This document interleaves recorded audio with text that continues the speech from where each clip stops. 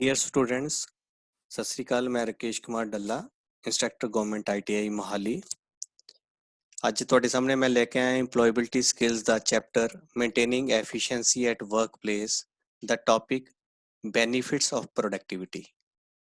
ਪਿਛਲੇ ਲੈਕਚਰ ਦੇ ਵਿੱਚ ਅਸੀਂ ਦੇਖਿਆ ਸੀਗਾ ਕਿ ਪ੍ਰੋਡਕਟਿਵਿਟੀ ਕੀ ਹੁੰਦੀ ਆ ਔਰ GDP ਕੀ ਚੀਜ਼ ਆ। ਦੋ ਚੀਜ਼ਾਂ ਨੂੰ ਅਸੀਂ ਮੇਨਲੀ ਡਿਸਕਸ ਕੀਤਾ ਸੀ। ਪ੍ਰੋਡਕਟਿਵਿਟੀ ਕੀ ਸੀਗੀ? Output over input. ਘੱਟ ਤੋਂ ਘੱਟ ਇਨਪੁੱਟ ਪਾ ਕੇ ਅਸੀਂ ਮੈਕਸਿਮਮ ਆਊਟਪੁੱਟ ਲੈਣਾ, ਉਹਨੂੰ ਪ੍ਰੋਡਕਟਿਵਿਟੀ ਕਹਿੰਦੇ ਆ। ਪ੍ਰੋਡਕਸ਼ਨ ਨੂੰ ਇਨਕਰੀਜ਼ ਕਰਨਾ is non as productivity. Resources ਆਪਾਂ ਘੱਟੋ ਘੱਟ ਯੂਜ਼ ਕਰਨੇ ਆ। ਉਸ ਤੋਂ ਬਾਅਦ ਅਸੀਂ GDP ਪੜ੍ਹੀ ਸੀਗੀ। ਅੱਜ ਅਸੀਂ ਡਿਸਕਸ ਕਰਾਂਗੇ ਕਿ ਜਿਹੜੀ ਪ੍ਰੋਡਕਟਿਵਿਟੀ ਹੈਗੀ ਆ ਉਹਦਾ ਨੇਸ਼ਨ ਨੂੰ ਕੀ ਬੈਨੀਫਿਟ ਹੈਗੇ ਆ, ਇੰਡਸਟਰੀ ਨੂੰ ਕੀ ਬੈਨੀਫਿਟ ਹੈਗੇ ਆ। ਜੇ ਕਿਸੇ ਵੀ ਨੇਸ਼ਨ ਦੇ ਲੋਕ ਕੰਮ ਕਰਨ ਦੇ ਕਾਬਲ ਹੋਣ ਔਰ ਉਹਨਾਂ ਦੇ ਵਿੱਚ ਇੰਨੀ ਕਪੈਸਿਟੀ ਹੋਵੇ ਕਿ ਉਹ ਜਿੰਨੇ ਵੀ ਗੁੱਡਸ ਐਂਡ ਸਰਵਿਸਿਜ਼ ਹੈਗੇ ਆ ਉਹਨਾਂ ਨੂੰ ਖੁਦ ਖਰੀਦ ਸਕਣ, ਔਰ ਜਿਹੜੀ ਨੇਸ਼ਨ ਹੈਗੀ ਆ ਉਹ ਮੈਕਸਿਮਮ ਗੁੱਡਸ ਐਂਡ ਸਰਵਿਸਿਜ਼ ਲੋਕਾਂ ਨੂੰ ਪ੍ਰੋਵਾਈਡ ਕਰ ਦੇਵੇ ਤਾਂ ਜੋ ਲੋਕ ਉਸ ਨੂੰ ਆਰਾਮ ਦੇ ਨਾਲ ਖਰੀਦ ਸਕਣ। ਫਿਰ ਕੀ ਹੋਏਗਾ?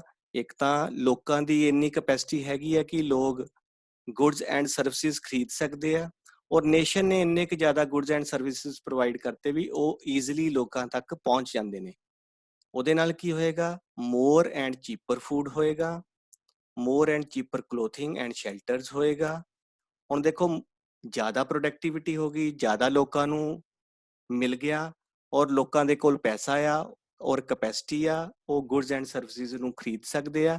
ਉਹਦੇ ਨਾਲ ਫੂਡ ਸਸਤਾ ਹੋ ਜਾਏਗਾ ਕਿਉਂਕਿ ਬਹੁਤ ਜ਼ਿਆਦਾ ਗਵਰਨਮੈਂਟ ਨੇ ਪ੍ਰੋਵਾਈਡ ਕਰਵਾ ਦਿੱਤੀਆਂ ਗੁੱਡਸ।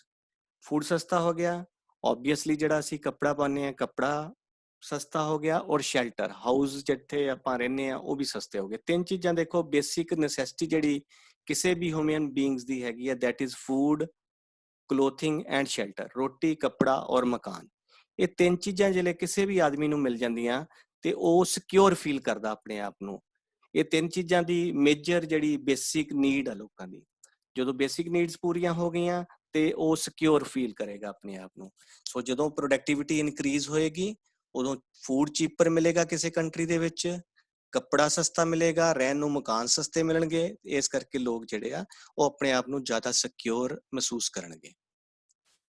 ਉਸ ਤੋਂ ਬਾਅਦ ਅਸੀਂ ਦੇਖਦੇ ਹਾਂ ਇੰਪਰੂਵਮੈਂਟ ਇਨ ਲਿਵਿੰਗ ਸਟੈਂਡਰਡਸ। ਜੇ ਕਿਸੇ ਕੰਟਰੀ ਦੀ ਪ੍ਰੋਡਕਟਿਵਿਟੀ ਇਨਕਰੀਜ਼ ਹੋ ਜਾਂਦੀ ਆ ਤੇ ਉੱਥੇ ਦੇ ਲਿਵਿੰਗ ਸਟੈਂਡਰਡਸ ਹਾਈ ਹੋ ਜਾਣਗੇ। ਕਿਉਂ ਹਾਈ ਹੋ ਜਾਣਗੇ? ਕਿਉਂਕਿ ਪ੍ਰੋਡਕਟਿਵਿਟੀ ਇਨਕਰੀਜ਼ ਹੋਊਗੀ। ਓਬਵੀਅਸ ਹੈਗਾ ਕਿ GDP ਪਰ ਕੈਪੀਟਾ ਇਨਕਰੀਜ਼ ਹੋ ਜਾਏਗੀ, ਲੋਕਾਂ ਦੀ ਐਵਰੇਜ ਇਨਕਮ ਜਿਹੜੀ ਹੈਗੀ ਉਹ ਵੱਧ ਜਾਏਗੀ। ਓਬਵੀਅਸ ਹੈਗਾ ਕਿ ਜੇ ਐਵਰੇਜ ਇਨਕਮ ਕਿਸੇ ਦੀ ਵੱਧ ਗਈ ਤੇ ਲਿਵਿੰਗ ਸਟੈਂਡਰਡਸ ਹਾਈ ਹੋ ਜਾਣਗੇ। ਸੋ ਪ੍ਰੋਡਕਟਿਵਿਟੀ ਵਧੂਗੀ ਤੇ ਲਿਵਿੰਗ ਸਟੈਂਡਰਡ ਵੀ ਨਾਲ ਦੀ ਨਾਲ ਵਧਣਗੇ। improves prosperity. ਹੁਣ improves prosperity means prosperity is attainable when wages are high and countries are highly productive. ਜਿਹੜੇ ਕੋਈ ਕੰਟਰੀ ਜ਼ਿਆਦਾ ਪ੍ਰੋਡਕਟਿਵ ਹੋ ਜਾਵੇ ਔਰ ਵੇਜਿਸ ਉੱਥੇ ਦੇ ਲੋਕਾਂ ਦੀਆਂ ਜ਼ਿਆਦੀਆਂ ਇਨਕਰੀਜ਼ ਹੋ ਜਾਂਦੀਆਂ ਨੇ ਔਰ ਉਹਦੇ ਨਾਲ ਪ੍ਰੋਸਪੈਰਿਟੀ ਇੰਪਰੂਵ ਹੋ ਜਾਂਦੀ। ਪ੍ਰੋਸਪੈਰਿਟੀ ਕੀ? ਵੈਲਥ ਇੰਪਰੂਵ ਹੋ ਜਾਏਗੀ, ਲੋਕਾਂ ਕੋਲ ਪੈਸਾ ਜ਼ਿਆਦਾ ਆ ਜਾਏਗਾ। Nation become self Reliance. Self Reliance means ਲੋਕ ਪੈਸਾ ਕਮਾਉਣ ਲੱਗ ਪਏ, ਆਪਣੀ ਰੋਜੀ ਰੋਟੀ ਉਹਨਾਂ ਕੋਲ ਆ ਗਈ, ਆਪਣਾ ਕੱਪੜਾ, ਖਾਣ ਨੂੰ ਰੋਟੀ, ਸਭ ਕੁਝ ਉਹਨਾਂ ਨੂੰ ਮਿਲਣ ਲੱਗ ਪਿਆ। ਸਾਰੇ ਲੋਕ ਅਰਨਿੰਗ ਹੋ ਗਏ ਉੱਥੇ ਦੇ, ਚਾਹੇ ਉਹ ਆਦਮੀ ਹੋਣ ਚਾਹੇ ਉਹ ਔਰਤਾਂ ਹੋਣ, ਸਾਰੇ ਜਾਣੇ ਕਮਾਉਣ ਲੱਗ ਪਏ ਕਿਉਂਕਿ ਇੰਡੀਵਿਜੂਅਲ ਅਰਨਿੰਗ ਸਟਾਰਟ ਹੋ ਗਈਆਂ। ਇਸ ਕਰਕੇ ਸਾਰੀ ਨੇਸ਼ਨ ਜਿਹੜੀ ਆ ਉਹ ਸੈਲਫ ਰਿਲਾਇੰਸ ਹੋ ਗਈ। ਸੈਲਫ ਰਿਲਾਇੰਸ ਦਾ ਮਤਲਬ ਆ ਸੈਲਫ ਸਪੋਰਟਿੰਗ ਹੋ ਗਈ, ਆਪਣੇ ਆਪ ਨੂੰ ਆਪ ਪਾਲ ਸਕਦੇ ਆ, ਮੀਨਸ ਆਤਮ ਨਿਰਭਰ ਹੋ ਗਏ। ਸੋ ਇਹ ਪ੍ਰੋਡਕਟਿਵਿਟੀ ਦੇ ਬੈਨੀਫਿਟਸ ਹੋ ਗਏ ਕੁਛ। ਉਸ ਤੋਂ ਬਾਅਦ ਇੰਡਸਟਰੀ ਦੇ ਵਿੱਚ ਪ੍ਰੋਡਕਟਿਵਿਟੀ ਦਾ ਕੀ ਬੈਨੀਫਿਟਸ ਹੈਗੇ ਆ? ਸਭ ਤੋਂ ਪਹਿਲਾਂ ਪ੍ਰੋਡਕਸ਼ਨ ਇੰਪਰੂਵਮੈਂਟ। ਓਬਵੀਅਸ ਹੈਗਾ ਕਿ ਜਦੋਂ ਅਸੀਂ ਘੱਟ ਤੋਂ ਘੱਟ ਇਨਪੁੱਟ ਪਾ ਕੇ ਮੈਕਸਿਮਮ ਆਊਟਪੁੱਟ ਲੈ ਲਈ ਤੇ ਪ੍ਰੋਡਕਸ਼ਨ ਦੀ ਇੰਪਰੂਵਮੈਂਟ ਹੋ ਗਈ। ਪ੍ਰੋਡਕਸ਼ਨ ਇੰਪਰੂਵਮੈਂਟ ਹੋ ਗਈ, ਉਹਦੇ ਵਿੱਚ ਜੇ ਅਸੀਂ ਕਿਸੇ ਚੀਜ਼ਾਂ ਨੂੰ ਵੇਸਟ ਨਹੀਂ ਕੀਤਾ, ਜੇ ਕੋਈ ਵਰਕ ਪੀਸ, ਕੋਈ ਕੰਪੋਨੈਂਟ ਨੂੰ ਆਪਾਂ ਡੈਮੇਜ ਨਹੀਂ ਕੀਤਾ, ਓਬਵੀਅਸ ਹੈਗਾ ਕਿ ਉਹਦੀ ਕੁਆਲਿਟੀ ਇੰਪਰੂਵ ਹੋਈ ਹੋਵੇਗੀ, ਤਾਂ ਹੀ ਡੈਮੇਜ ਨਹੀਂ ਕਰਨਾ ਪਿਆ, ਇੰਪਰੂਵ ਕੁਆਲਿਟੀ ਹੋ ਜਾਏਗੀ। ਜਿਹੜੇ ਪ੍ਰੋਸੈਸ, ਕਿਉਂਕਿ ਸਾਨੂੰ ਬਾਰ ਬਾਰ ਉਹਦਾ ਰੀਪ੍ਰੋਸੈਸ ਨਹੀਂ ਕਰਨਾ ਪੈਂਦਾ, ਰੀਵਰਕ ਨਹੀਂ ਕਰਨਾ ਪੈਂਦਾ। ਇਸ ਕਰਕੇ ਜਿਹੜੀਆਂ ਪ੍ਰੋਸੈਸ ਸਾਈਕਲ ਸੀਗੇ ਉਹ ਵੀ ਛੋਟੇ ਹੋ ਗਏ। ਇੱਕ ਸਭ ਤੋਂ ਪਹਿਲਾਂ ਬੈਨੀਫਿਟ ਇੰਡਸਟਰੀ ਨੂੰ ਹੋ ਗਿਆ production improvement. Then is operating and maintenance saving. ਜਿਹੜੀਆਂ ਮਸ਼ੀਨਾਂ ਦੀ ਮੇਨਟੇਨੈਂਸ ਔਰ ਆਪਰੇਸ਼ਨ ਕੋਸਟ ਜਿਹੜੀ ਸੀ ਉਹ ਰਿਡਿਊਸ ਹੋ ਗਈ। ਕਿਉਂ ਰਿਡਿਊਸ ਹੋ ਗਈ? ਕਿਉਂਕਿ ਹੁਣ ਅਸੀਂ ਕੋਈ ਵੇਸਟੇजेस ਨਹੀਂ ਕਰਦੇ, ਮਸ਼ੀਨ ਘੱਟ ਟਾਈਮ ਦੇ ਵਿੱਚ ਜ਼ਿਆਦਾ ਆਊਟਪੁੱਟ ਦੇ ਰਹੀ ਹੈ, ਸਾਨੂੰ ਮਸ਼ੀਨਾਂ ਦਾ ਘੱਟ ਚਲਾਣੀਆਂ ਪੈ ਰਹੀਆਂ। ਜਿਹੜੀ ਚੀਜ਼ ਅਸੀਂ 12 ਘੰਟੇ ਦੇ ਵਿੱਚ, ਜਿਹੜੇ ਕੰਪੋਨੈਂਟਸ ਆਪਾਂ 12 ਘੰਟੇ ਦੇ ਵਿੱਚ ਪ੍ਰੋਡਕਸ਼ਨ ਕਰਦੇ ਸੀ, ਹੁਣ ਅਸੀਂ 8 ਘੰਟੇ ਦੇ ਵਿੱਚ ਪ੍ਰੋਡਕਸ਼ਨ ਕਰਨ ਲੱਗ ਪਏ। ਇਸ ਕਰਕੇ ਅਸੀਂ ਮੇਨਟੇਨੈਂਸ ਮਸ਼ੀਨਾਂ ਦੀ ਪ੍ਰੋਪਰ ਕਰ ਸਕਦੇ ਹਾਂ, ਜਿਹਦੇ ਨਾਲ operating and maintenance the saving ਹੋ ਜਾਏਗੀ। ਕਿਉਂਕਿ ਪਲੈਨਡ ਮੇਨਟੇਨੈਂਸ ਕਰਨੀ ਸਟਾਰਟ ਕਰ ਦਿੱਤੀ ਆਪਾਂ। ਸਡਨ ਬ੍ਰੇਕਡਾਊਨ ਨਹੀਂ ਆਉਂਦੀ ਮਸ਼ੀਨ ਦੇ ਵਿੱਚ। ਜੇ ਆਪਣੀਆਂ ਮਸ਼ੀਨਾਂ ਕੰਟੀਨਿਊਸਲੀ ਚੱਲਦੀਆਂ ਰਹਿਣਗੀਆਂ, ਪ੍ਰੋਡਕਸ਼ਨ ਘੱਟ ਹੋਊਗੀ ਤੇ ਮਸ਼ੀਨਾਂ ਬਾਰ-ਬਾਰ ਬੰਦ ਹੁੰਦੀਆਂ ਨੇ, ਜਿਹਦੇ ਨਾਲ ਪ੍ਰੋਡਕਸ਼ਨ ਦੀ ਵੇਸਟੇजेस ਹੋਏਗੀ। ਹੁਣ ਸਾਡਾ, ਕਿਉਂਕਿ ਅਸੀਂ ਮਸ਼ੀਨਾਂ ਨੂੰ ਮੇਨਟੇਨ ਕਰ ਲਿਆ, ਪ੍ਰੋਡਕਟਿਵਿਟੀ ਇਨਕਰੀਜ਼ ਹੋ ਗਈ, ਮਸ਼ੀਨਾਂ ਘੱਟ ਟਾਈਮ ਦੇ ਵਿੱਚ ਚੱਲ ਕੇ ਜ਼ਿਆਦਾ ਤੋਂ ਜ਼ਿਆਦਾ ਆਊਟਪੁੱਟ ਦਿੰਦੀਆਂ ਪਈਆਂ। ਇਸ ਕਰਕੇ ਸਾਨੂੰ ਪਲੈਨਡ ਮੇਨਟੇਨੈਂਸ ਕਰਨ ਦਾ ਟਾਈਮ ਮਿਲਦਾ ਪਿਆ, ਜਿਹਦੇ ਕਰਕੇ ਆਪਰੇਟਿੰਗ ਐਂਡ ਮੇਨਟੇਨੈਂਸ ਸੇਵਿੰਗ ਹੋਏਗੀ। Next is improve working environment.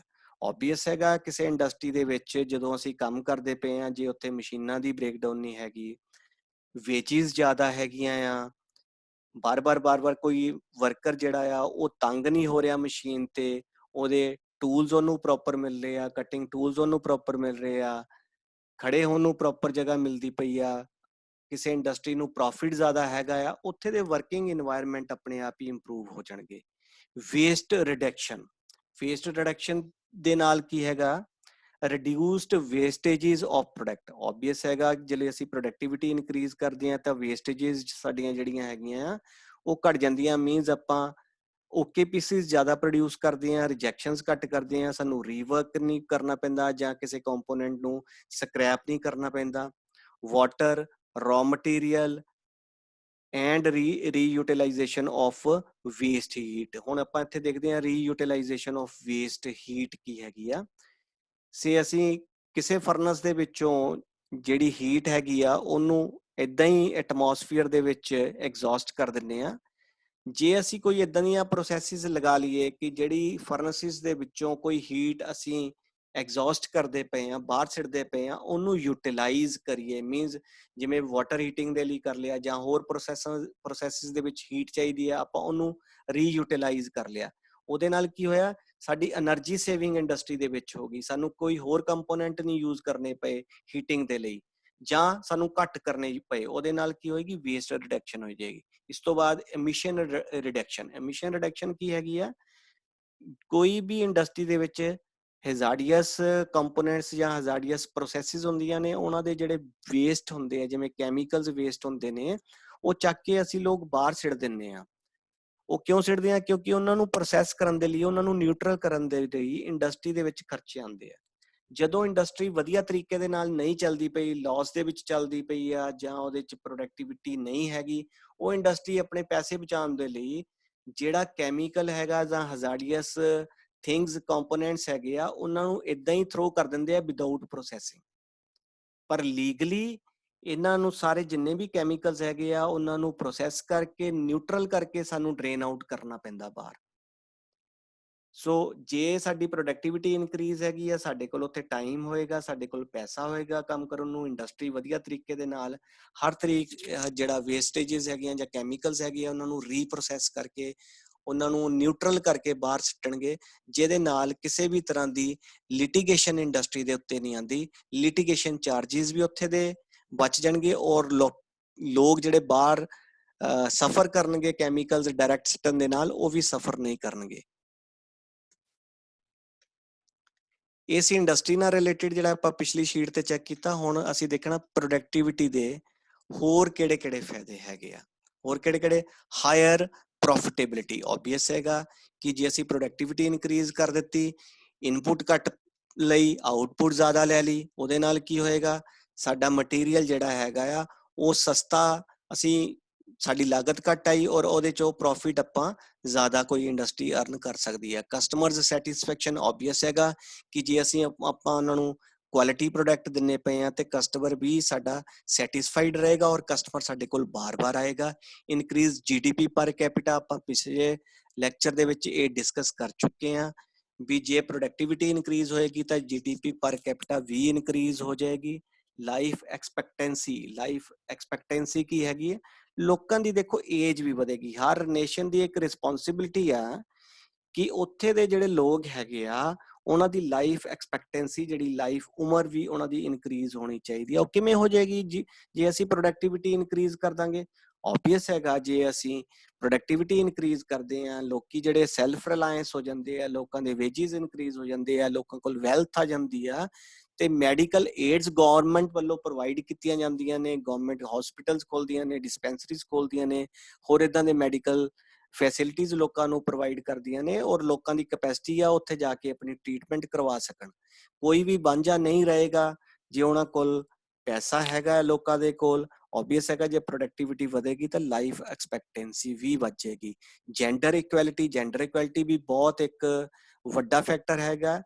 ਜਿਵੇਂ ਇੰਡੀਆ ਦੇ ਵਿੱਚ ਕਾਫੀ ਜਿਹੜੇ ਬੈਕਵਰਡ ਏਰੀਆਜ਼ ਹੈਗੇ, ਜਿਹੜੇ ਪੂਰੀ ਤਰ੍ਹਾਂ ਡਿਵੈਲਪ ਨਹੀਂ ਹੈਗੇ, ਉੱਥੇ ਜੈਂਡਰ ਇਕੁਐਲਿਟੀ ਨਹੀਂ ਹੈਗੀ ਆ। ਤੁਸੀਂ ਸੁਣਿਆ ਹੋਣਾ ਕਿ ਜਿਹੜੀਆਂ ਛੋਟੀਆਂ ਲੜਕੀਆਂ ਹੁੰਦੀਆਂ ਨੇ, ਉਹ ਜਨਮ ਤੋਂ ਪਹਿਲਾਂ ਹੀ ਉਹਨਾਂ ਨੂੰ ਮਾਰ ਦਿੱਤਾ ਜਾਂਦਾ, ਜਾਂ ਉਹਨਾਂ ਨੂੰ ਪਸੰਦ ਨਹੀਂ ਕੀਤਾ ਜਾਂਦਾ। ਕਿਉਂ ਨਹੀਂ ਕੀਤਾ ਜਾਂਦਾ? ਕਿਉਂਕਿ ਉਹਨਾਂ ਨੂੰ ਲੱਗਦਾ ਆ, ਕਈ ਬੈਕਵਰਡ ਪੇਰੈਂਟਸ ਜਿਹੜੇ ਹੈਗੇ, ਕਿ ਇਹ ਜਿਹੜੀਆਂ ਗਰਲਸ ਹੈਗੀਆਂ ਆ, ਇਹ ਸਾਡੇ ਤੇ ਬੋਝ ਪਾ ਗਈਆਂ ਜੀ, ਇਹਨਾਂ ਦੀ ਮੈਰਿਜ ਐਜੂਕੇਸ਼ਨ ਕਰਨੀ ਪਏਗੀ, ਫਿਰ ਇਹਨਾਂ ਦੀ ਮੈਰਿਜਸ ਕਰਨੀਆਂ ਪੈਣਗੀਆਂ, ਖਰਚਾ ਹੈਗਾ ਆ, ਸਮਾਜ 'ਚ ਬਹੁਤ ਵਧੀਆ ਜਗ੍ਹਾ ਨਹੀਂ ਹੈਗੀ। ਪਰ ਏਦਾਂ ਨਹੀਂ ਹੈਗਾ, ਲੜਕੀਆਂ ਲੜਕੇ ਇੱਕੋ ਸਮਾਨ ਨੇ। ਜੇ ਪ੍ਰੋਡਕਟਿਵਿਟੀ ਇਨਕਰੀਜ਼ ਹੋਏਗੀ, ਓਬਵੀਅਸ ਮੈਂ ਬਾਰ-ਬਾਰ ਗੱਲ ਕਰਦਾ ਪਿਆ ਵੀ ਹਰ ਇੱਕ ਬੰਦਾ ਜਿਹੜਾ ਸੈਲਫ ਰਿਲਾਇੰਸ ਹੋਏਗਾ, ਹਰ ਬੰਦਾ ਅਰਨ ਕਰਨਾ ਸ਼ੁਰੂ ਹੋ ਜਾਏਗਾ, ਸਮਾਜਿਕ ਦੇ ਵਿੱਚ ਉਹਨੂੰ ਇੱਕੋ ਜੀ ਜਗ੍ਹਾ ਮਿਲੇਗੀ, ਕਿਉਂਕਿ ਲੜਕੀਆਂ ਵੀ ਅਰਨ ਕਰ ਰਹੀਆਂ, ਲੜਕੇ ਵੀ ਅਰਨ ਕਰ ਰਹੇ ਆ। ਇਸ ਕਰਕੇ ਕੋਈ ਵੀ ਬੈਕਵਰਡ ਵੀ ਜਿਹੜੇ ਲੋਕ ਹੈਗੇ ਆ, ਉਹਨਾਂ ਨੂੰ ਵੀ ਇਦਾਂ ਦਾ ਕੋਈ ਮਹਿਸੂਸ ਨਹੀਂ ਹੋਏਗਾ ਕਿ ਸਾਡੇ ਤੇ ਵੀ ਕੋਈ ਭਾਰ ਪੈ ਗਿਆ। ਸੋ ਇੱਕ ਪਹਿਲੀ ਗੱਲ ਤਾਂ ਕਿਸੇ ਵੀ ਅਰਨਿੰਗ ਹੈਗੀ ਚਾਹੇ ਨਹੀਂ ਹੈਗੀ, ਬੜੇ ਆਰਾਮ ਨਾਲ ਇਹ ਗੱਲ ਸੁਣੀਓ ਤੁਸੀਂ, ਕਿ ਇਹ ਡਿਫਰੈਂਸਿਸ ਜਿਹੜੇ ਹੈਗੇ ਆ, ਜੈਂਡਰ ਡਿਫਰੈਂਸਿਸ ਨਹੀਂ ਹੋਣੇ ਚਾਹੀਦੇ। ਇਹ ਹਰ ਸਰਕਾਰਾਂ ਨੇ ਇਸ ਗੱਲ ਨੂੰ ਸਪੋਰਟ ਕੀਤਾ ਕਿ ਜੈਂਡਰ ਇਕੁਐਲਿਟੀ ਹੋਣੀ ਚਾਹੀਦੀ। ਓਬਵੀਅਸ ਜੇ ਪ੍ਰੋਡਕਟਿਵਿਟੀ ਵਧੇਗੀ ਤੇ ਇਹ ਆਪਣੇ ਆਪ ਹੀ ਐਲੀਮੀਨੇਟ ਹੋ ਜਾਏਗੀ ਚੀਜ਼। Then is job security. Obvious ਹੈਗਾ ਕਿ ਜੇ ਪ੍ਰੋਡਕਟਿਵਿਟੀ ਇਨਕਰੀਜ਼ ਹੋ ਗਈ, ਕਿਸੇ ਇੰਡਸਟਰੀ ਨੂੰ ਜ਼ਿਆਦਾ ਤੋਂ ਜ਼ਿਆਦਾ ਪ੍ਰੋਫਿਟ ਅਰਨ ਹੁੰਦਾ ਪਿਆ, ਜੇ ਪ੍ਰੋਫਿਟ ਅਰਨ ਹੋਏਗਾ ਤੇ ਉਹ ਬਾਰ-ਬਾਰ ਆਪਣੇ ਜਿਹੜੇ ਵਰਕਰਸ ਹੈਗੇ ਆ ਉਹਨਾਂ ਨੂੰ ਬਾਹਰ ਨਹੀਂ ਕੱਢਣਗੇ। ਇੰਡਸਟਰੀ ਕੋਈ ਆਪਣੇ ਵਰਕਰ ਨੂੰ ਕਦੋਂ ਟਰਮੀਨੇਟ ਕਰਦੀ ਹੈ? ਜਦੋਂ ਇੰਡਸਟਰੀ ਘਾਟੇ ਦੇ ਵਿੱਚ ਚਲੇ ਜਾਂਦੀ ਹੈ, ਜਾਂ ਉਹਨਾਂ ਨੂੰ ਪ੍ਰੋਫਿਟ ਨਹੀਂ ਆ ਰਿਹਾ, ਜਾਂ ਉਹਨਾਂ ਨੂੰ ਲੱਗਦਾ ਮੇਰੇ ਵਰਕਰ ਵਿਹਲੇ ਬੈਠੇ ਹੋਏ ਆ, ਜਾਂ ਉਹਨਾਂ ਨੂੰ ਲੱਗਦਾ ਕਿ ਮੇਰੇ ਵਰਕਰ ਸਕਿੱਲਫੁਲ ਨਹੀਂ ਹੈਗੇ। ਸੋ ਜਿਹੜੇ ਅਸੀਂ ਪ੍ਰੋਡਕਟਿਵਿਟੀ ਇਨਕਰੀਜ਼ ਕਰਦੇ ਹਾਂ, ਇੰਡਸਟਰੀ ਦੇ ਕੋਲ ਪ੍ਰੋਫਿਟ ਆ ਜਾਂਦਾ, ਸਾਰੇ ਵਰਕਰ ਜਿਹੜੇ ਵਧੀਆ ਤਰੀਕੇ ਨਾਲ ਕੰਮ ਕਰਨਾ ਸ਼ੁਰੂ ਕਰ ਦਿੰਦੇ ਆ, ਔਰ ਇੰਡਸਟਰੀ ਉਹ ਕਦੀ ਵੀ ਆਪਣੇ ਵਰਕਰਸ ਨੂੰ ਜਿਹੜੀ ਆ ਉਹ ਟਰਮੀਨੇਟ ਨਹੀਂ ਕਰਦੀ, ਕਿਉਂਕਿ ਉਹਨਾਂ ਨੂੰ ਪ੍ਰਾਇੋਰਟੀ ਦਿੱਤੀ ਜਾਂਦੀ ਹੈ, ਜੌਬ ਸਿਕਿਉਰਿਟੀ ਵੀ ਬਚੇਗੀ। ਸੋ ਇਹ ਅੱਜ ਅਸੀਂ ਡਿਸਕਸ ਕੀਤੇ ਨੇ ਪ੍ਰੋਡਕਟਿਵਿਟੀ ਦੇ ਬੈਨੀਫਿਟਸ। ਸੋ ਇੰਨੇ ਹੀ ਬੈਨੀਫਿਟਸ ਹੈਗੇ ਆ, ਇਹਦੇ ਵਿੱਚ ਕਾਫੀ ਕੁਝ ਅਸੀਂ ਕਵਰ ਕਰ ਲਿਆ ਆ। ਨੈਕਸਟ ਲੈਕਚਰ ਦੇ ਵਿੱਚ ਅਸੀਂ ਕਵਰ ਕਰਾਂਗੇ ਪ੍ਰੋਡਕਟਿਵਿਟੀ ਅਫੈਕਟਿੰਗ ਫੈਕਟਰਸ। ਪ੍ਰੋਡਕਟਿਵਿਟੀ ਨੂੰ ਆਪਾਂ ਕਿਹੜੇ-ਕਿਹੜੇ ਫੈਕਟਰ ਦੇ ਨਾਲ ਇਨਕਰੀਜ਼ ਕਰ ਸਕਦੇ ਹਾਂ। ਅੱਜ ਦਾ ਲੈਕਚਰ ਅਸੀਂ ਇੱਥੇ ਹੀ ਖਤਮ ਕਰਦੇ ਹਾਂ। Thank you very much.